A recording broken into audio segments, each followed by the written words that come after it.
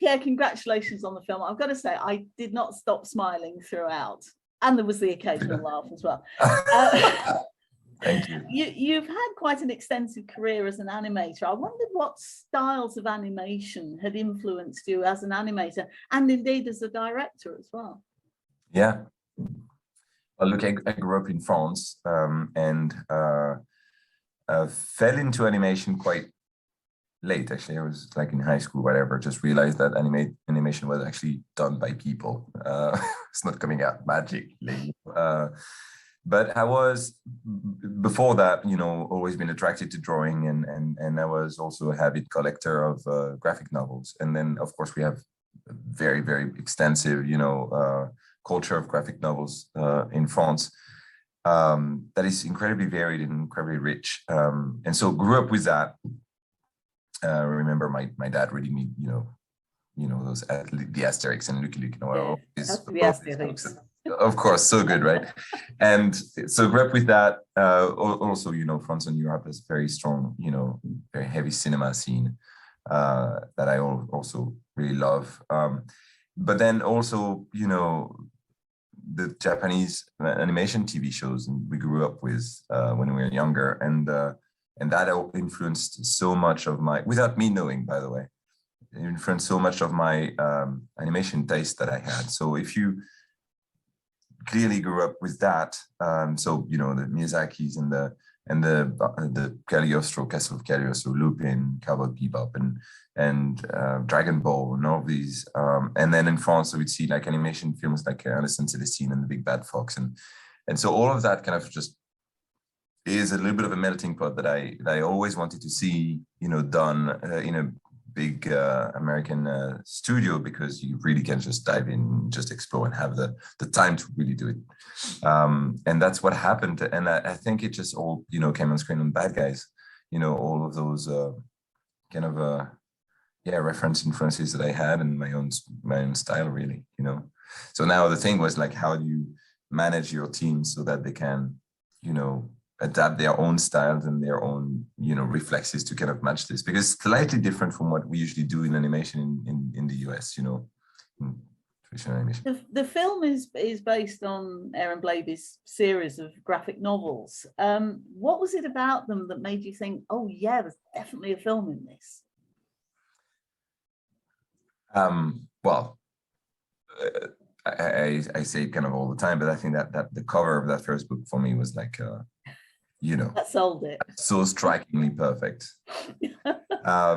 For so many reasons and so many levels, you immediately get the big idea. You immediately understand the problem of these characters. You immediately see that, yes, of course, as a reader, I'm projecting my fears, and I've been told to be afraid of these characters all my life. So you understand their problem. And on top of that, you have that style. They're wearing suits, they're gangsters, it's orange background, like super nice font for the title. But like, yeah, there's definitely something there that something fits exactly my taste, and it was like, yes, let's do Reservoir Dogs for kids. But then you open the books and you have Wolf talking directly to the reader. Hey, you come over here. And then you have those crazy fonts and super nice timing in the page, and the gags land so well. I was like, oh my God, this is just gotta be, this is great. Like, this is amazing material. And then I ended up reading the first draft by Ethan Cohen, who had written that first draft for the movie. And he had captured that tone, and he was taking like more like the genesis of, why Wolf decided to go good, which I found great, and then expanded on it using some of the elements of the books. And it was such a fun read as well, So for me, it was like a no-brainer. It became like, oh, I know what to do with this. You mentioned some other films already, and it really does reflect an awful lot of other films. Ocean's 11, most certainly. There's a real sort of Tarantino flavor in there as well. Which of those films was sort of top of your list when it came to making Bad Guys? The very first ones, I think, were okay. So like that cover just was so reminiscent of Blues Brothers / Reservoir Dogs. but I knew that there was no way we could do Tarantino in animation, like because it's way too adult, obviously. But then the second one was, I think, Guy Ritchie's Snatch and Lock, Stock, Okay, but I think it was for the punch and because when I saw that movie, I was like, it just floored me, blew me away, and at the time, and then the editing style and the wit and the humor behind it and the cleverness of the story. So Snatch was like really high on the list, and obviously, Ocean 11 right there. And then that expanded a little bit more, so those were the, kind of the usuals, so the very first ones, and then just starting to just drill a little bit more into heist movies, The Sting, The Italian Job, of course.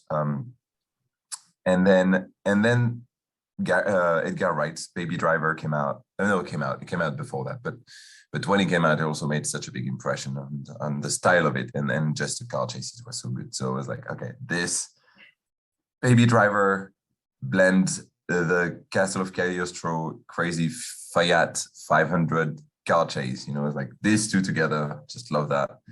But it's not conscious. Those, like, in retrospect, that I think that's the connection that I was making. But it like came out like, this is what I was seeing. And then of course Mission Impossible, James Bond. So it's kind of a blend of all this, in the end. Getting the right voices for the characters is always incredibly important, and it isn't always easy to match them up. But I think in this film you've done it particularly well. I mean, I thought Marc Maron was fantastic for Snake because it really plays on his grumpy persona. How did you go about sort of choosing them and matching them and getting them so spot on, really? Thank you.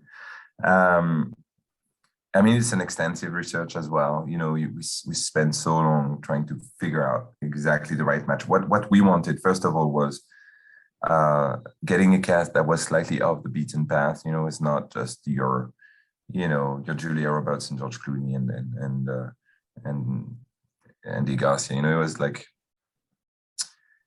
finding that flavor, but with probably a bit more less slick, a bit more fun, a bit more pushed. And then we had those characters that were so defined on the page. It's like, okay, like you said, how do you really find an actor that would just be so specifically that character? So sometimes it comes through the voice. Awkwafina or Richard Ayoade, they have such a unique voice. It immediately pops on screen. Like it's that that it's them, but it gives the character such presence. Sometimes it's more like a attitude, like Mark, like you said. He has a little bit of that. And he cultivates it, of course. But it was Snake, immediately Snake. It was that grumpy guy. And then Sam had that slickness and that coolness and that charm, but also doubled with sensitive side. It could be very raw. It could be almost scary sometimes, but also a bit of a goofball. So for Wolf, it made complete sense. He has such an incredible range. And then Anthony was all about the energy. He's such a young guy. Like came on stage the first day, was just jumping around. Like he was like such a vivid, like incredible, like energy. And Craig, if you think about it, Craig is like that giant guy and so nice and so poised and so gentle, and it completely matched Shark. So I think in the end, you realize, and that's kind of what we try to do, but they really match their characters. So now, having done the movie, is it them matching their characters or them having shaped their characters this way? It's very hard to tell, but I think the intent, it's kind of one and the other at the same time, but I think the intent really was that, And given that there's a series of Bad Guys books, does that mean we can expect a series of Bad Guys films? I think I'd love to, yeah. Right? It'd be great. I kind of want to hang out with them a bit more, yeah, frankly. Oh, well, fingers crossed then. Pierre, thank you so much. It's been lovely to talk. You're very welcome. And thank like you. I say, I really enjoyed the film, so thank you. Thank you so much. Means a lot.